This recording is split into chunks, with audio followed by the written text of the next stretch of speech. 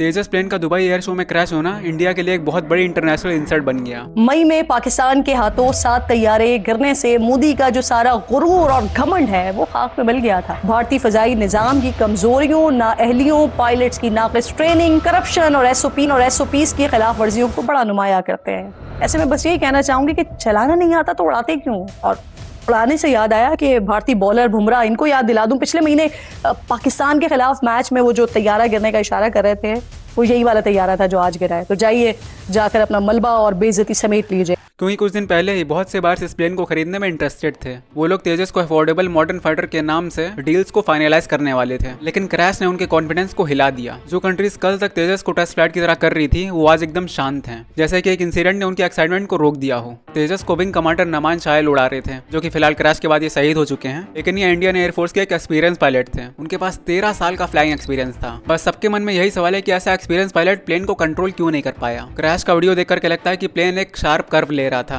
और उसके बाद उसने कंट्रोल लूज कर दिया। अल्टीट्यूड बहुत लो था, इसीलिए रिकवरी का टाइम भी नहीं मिला, और जब प्लेन नीचे गिरा तब सब शॉक में आ गए। इंडियन एयरफोर्स ने सिर्फ इतना बोला कि टेक्निकल रीजन हो सकता है और इन्वेस्टिगेशन चल रही हैं, लेकिन लोग और मीडिया के सवाल ज्यादा बड़े थे, क्योंकि इंडियन प्लेन तेजस का क्रैश बहुत बड़े एयर शो में हुआ था। इंडिया का नाम वहाँ पे न्यू डिफेंस पावर के नाम में पेश हो रहा था, बट क्रैश के बाद लोग बोलने लगे इंडिया अपने प्लेन्स क्या खुद नहीं बना सकता। अब रियलिटी यहाँ पे यह है, जो तेजस प्लेन में इंजन लगा हुआ है वो अमेरिका का G404 है। रेडर, एवियोनिक्स और सेंसर्स को मिला करके कुछ चीजें फॉरेन कंट्रीज से मंगाई जाती हैं। अब यहाँ पे रियलिटी है, अगर इंजन ही इंपोर्टेड है तो प्लेन कितना इंडियन हुआ। जब फॉरेन पार्ट्स पर ज्यादा डिपेंडेंसी है तो स्टेबिलिटी, सप्लाई, अपग्रेड सब फॉरेन अप्रूवल का वेट करते हैं और इससे लॉन्ग टर्म ग्रोथ स्लो हो जाती है। और ये क्रैश इस बात को और हाईलाइट कर गया। इंडिया का एयरफोर्स बजट बहुत बड़ा है, लेकिन उसमें से एयरफोर्स के पास आने वाला फंड काफी सारे सेक्टर्स में डिवाइड हो जाता है, मेंटेनेंस, सैलरीज, इंफ्रास्ट्रक्चर और पुराने एयरक्राफ्ट को चलाए रखने के खर्चों में। इस वजह से नए फाइटर जेट्स पर स्पेंडिंग कभी कभी लो हो जाती है। अपनी इंडियन एयरफोर्स में अभी भी कुछ बहुत ज्यादा पुराने रशियन एयरक्राफ्ट स्टिल सर्विस में है, क्योंकि इन्हें रिप्लेस करना टाइम कंज्यूमिंग और एक्सट्रीमली एक्सपेंसिव प्रोसेस होता है। जहां पर इंडिया के पास सिर्फ अभी 4 जनरेशन के फाइटर प्लेन जेट्स हैं,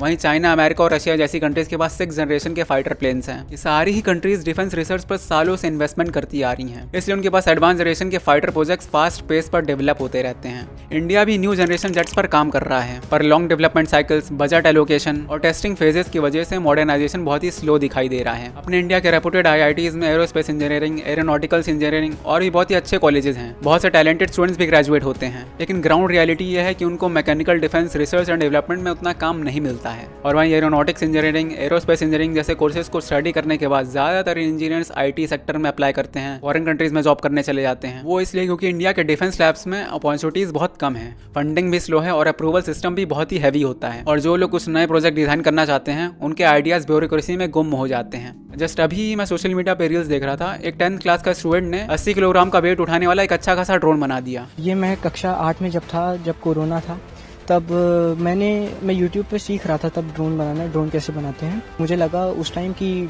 खुद की एक एयर टैक्सी या उड़ने वाली कार, आप जो भी कहना चाहें, वो डेवलप करते हैं, सस्ते से सस्ती सिंगल सीटर छोटा मॉडल, फिर उसको आगे बढ़ाएंगे। अभी अपने आप में ही बहुत बड़ा इन्वेंशन है और इनको गवर्नमेंट की तरफ से ना ही कोई सपोर्ट मिला और ना ही कोई प्लेटफॉर्म, ताकि और ऐसे इनोवेटिव इन्वेंशंस आगे बढ़ सकें। इस इन्वेंशन में इस लड़के को जो भी कॉस्ट लगी वो उसके पेरेंट्स ने प्रोवाइड करवाया। इनको अपनी गवर्नमेंट की तरफ से कोई भी सपोर्ट नहीं मिलता और यही रीजन है कि जापान, चाइना ऐसी कंट्रीज को इन स्टूडेंट्स को हायर कर लेती हैं और ये अपना इंडियन टैलेंट बाहर की कंट्रीज में चला जाता है। और इसी बीच कंपैरिजन चाइना से होता है। जैसे कि मैंने बताया, चाइना फाइटर जेट्स के मामले में इंडिया से बहुत आगे निकल चुका है। वो ऑलरेडी अपने 5th और 6th जनरेशन के कॉन्सेप्ट्स पर काम कर रहा है, जो कि आर्टिफिशियल इंटेलिजेंस का यूज करते हैं। उनका defence ecosystem government supported, fast और ज्यादा एग्रेसिव है। वहाँ रिसर्च के लिए अनलिमिटेड स्पेस मिलता है। इंडिया में टैलेंट की कमी नहीं है, पर गवर्नमेंट सिस्टम का सपोर्ट बहुत कम है। जरा सोच करके देखिए, अगर चाइना का कोई भी 6th जनरेशन का फाइटर प्लेन किसी इंडिया के फाइटर जेट के सामने आ जाए तो उससे लड़ना तो दूर की बात है, हम उसे देख तक नहीं पाएंगे, क्योंकि उनका 6th जनरेशन का फाइटर प्लेन AI कंट्रोल्ड है। उनके 6th जनरेशन का फास्ट फाइटर प्लेन अपने तेजस और MiG-21 के रडार में दिखेगा ही नहीं,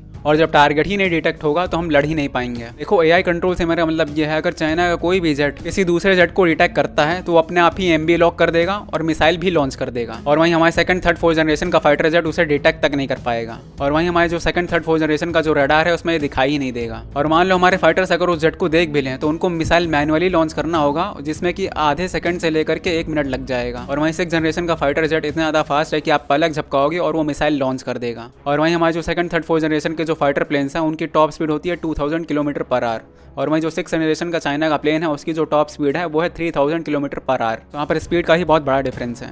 हर रोज सोशल मीडिया पे ऐसे टैलेंटेड इंडियन यंगस्टर्स देखने को मिलते हैं जो मिनी वर्जन में रॉकेट्स, ड्रोन्स और मिसाइल्स बना रहे हैं। स्टूडेंट्स अपने स्कूल प्रोजेक्ट्स में होममेड थ्रस्टर्स टेस्ट कर रहे होते हैं। टैलेंट बहुत स्ट्रॉन्ग है पर उनको गवर्नमेंट लेवल पे कोई भी अच्छा प्लेटफॉर्म नहीं मिल पाता है, ना ही कोई मेंटरशिप सिस्टम और ना ही कोई डिफेंस स्टार्टअप पाइपलाइन और ना ही प्रॉपर फंडिंग।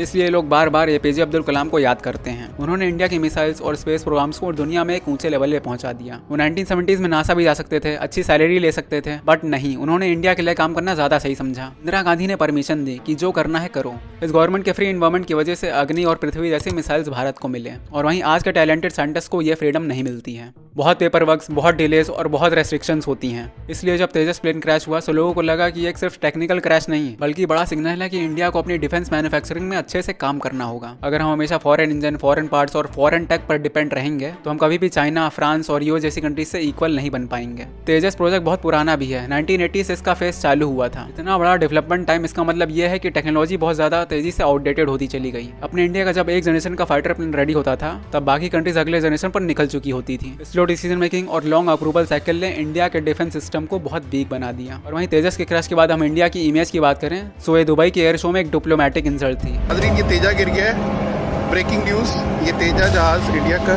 इंटरनेशनल बायर्स ने तेजस में इंटरेस्ट दिखाया था, लेकिन क्रैश के बाद ये बात आगे नहीं बढ़ पाई। एयर शो के ऑडियंस के कमेंट्स भी हार्ट ब्रेकिंग थे। इंडिया का प्लेन शो के टाइम क्रैश हो गया, क्या उनकी टेक्नोलॉजी रिलायबल है? ये सारे क्वेश्चन सुनना हमारे इंडिया के लिए पेनफुल होता है, लेकिन ब्लेम गेम करने से ज्यादा जरूरी है सोल्यूशंस। इंडिया को अपनी डिफेंस इंडस्ट्री को modern, fast, private plus public ecosystem बनाना होगा। और वहीं सिर्फ गवर्नमेंट ऑर्गेनाइजेशन से काम नहीं चलेगा, प्राइवेट स्टार्टअप्स को भी डिफेंस में एंट्री मिलनी चाहिए। और वहीं यंग इंजीनियर्स को स्पेशल इनोवेशन लैब्स मिलनी चाहिए जहां वो रियलिटी में एक्सपेरिमेंट कर सकें। इंपोर्ट डिपेंडेंसी भी कम करनी होगी और अच्छा खासा पावरफुल इंजन डेवलप करना होगा। रिसर्च में कंसिस्टेंसी और कॉन्टिन्यूटी चाहिए, सिर्फ इलेक्शन साइकिल वाली उम्मीदें नहीं। और वहीं इंडिया में सबसे बड़ा यूथ का पॉपुलेशन है। अगर आप में से सारे यंगस्टर्स प्रॉपर्ली गाइडेड हो तो हम मात्र 10 से 15 साल में ही वर्ल्ड क्लास एयरक्राफ्ट बना सकते हैं। लेकिन अगर इंडियन यंगस्टर्स के टैलेंट को सपोर्ट नहीं मिलेगा तो सिचुएशन वही की वही रहेगी। पेपर पर वर्ल्ड क्लास ड्रीम्स और ग्राउंड पर फॉरेन डिपेंडेंसी।